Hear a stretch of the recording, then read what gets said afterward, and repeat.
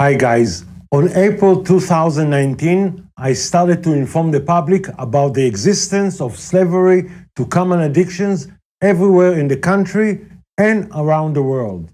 It was after I met with State Representative Sarah Anthony and Senator Curtis Artel, where I brought to their attention the ongoing slavery in the state of Michigan, where I live. This relatively new formation of slavery started in the 20th century in the US and now spread to many other countries. I shared with them my concern about the costly future directly due to obesity and addiction to nicotine, which are the leading cause of preventable premature deaths, not just in Michigan, but in the entire nation. For example, I showed them the plan the government offers to smokers don't have measurable long-term success to assist those who need it the most. However, my major concern is not about adults already suffering from diseases caused directly from slavery to common addictions, but to the future of our children. Many of them are second, third, and even fourth generation of slavery to common addictions. And in the future, they will have to deal with our inability to find a solution to the pandemic crisis created in the 20th century. For many years, we were educated about action we need to take to save our planet for future generations, right? But how can we save Earth if most pollutions are caused by packaging the common addictive legal drugs we consume all day, every day? Yes, we can try save Earth by educating the public about pollutants, and we can promote recycling, but isn't the condition of Earth reflecting the condition of the people living on it? How can we save Mother Earth when her own children polluting her with materials made to keep the drug of choice fresh and ready to be consumed? How can we ask to save Earth when many of us chronically sick and prematurely dying from being slave to common addictions? Today, many of our children, intentionally or unintentionally, were enslaved to common addictions. This is unprecedented growing numbers of this form of slavery in human history.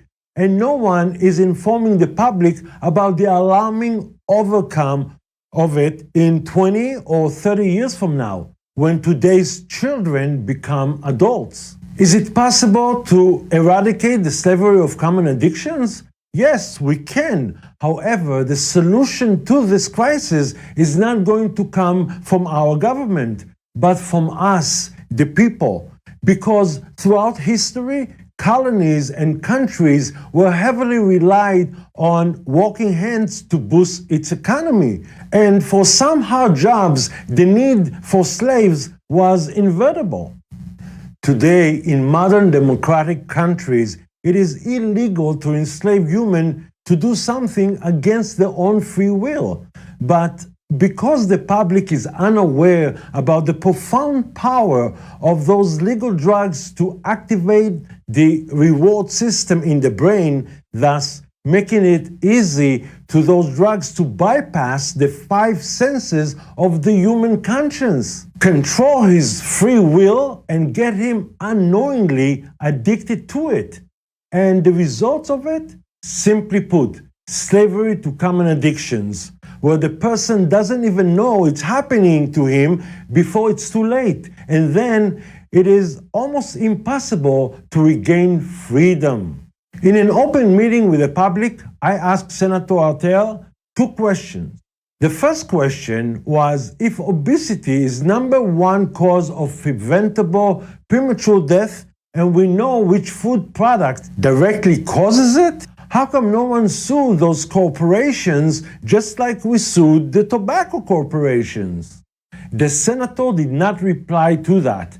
In the second question, I asked why we pay sales tax when we buy tobacco and alcohol, but there's no taxation on candy, sweetened soda, and other sugary foods directly linked to obesity.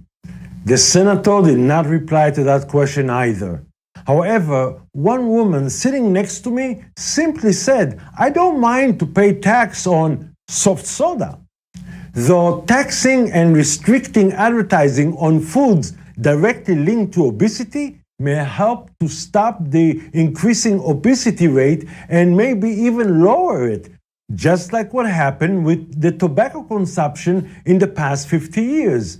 But it's not going to be politically correct to say something bad about concentrated sucrose, which was rare and expensive drug that was introduced to the nobilities of Europe in the 7th century AD by Arab traders that brought it from the Far East. At that time, there were two main commodities needed for the general public. The first was food to sustain during winter and drought, and the second was cotton for the growing needs of fabrics. That's why cotton and grains like wheat and rice were in high demand. The Arab slave trade started to fill that growing demand, especially in the European market. It seems like slavery followed everywhere humans lived, because it's impossible for a country or a new colony to prosper without the help of hard workers to build its economy. The Arab slave trade started after the rising of Islam in the 7th century AD. Over 14 million Africans were displaced from their homes and shipped to the Far East, Mid East, and Northern Africa to work on plantations of sugarcane, a new rising drug, cotton, wheat, rice, and more. By the end of the 15th century, when Columbus discovered Central America, concentrated sucrose, known as sugar, was still relatively expensive. However, many Europeans who could afford it already knew about it and even tried it. In the next episode, I will show you how the economy of the new colonies in America thrived on drugs production and trafficking it to Europe, and how those drugs in the 20th century enslaved over 70% of the world population to become addicted to them.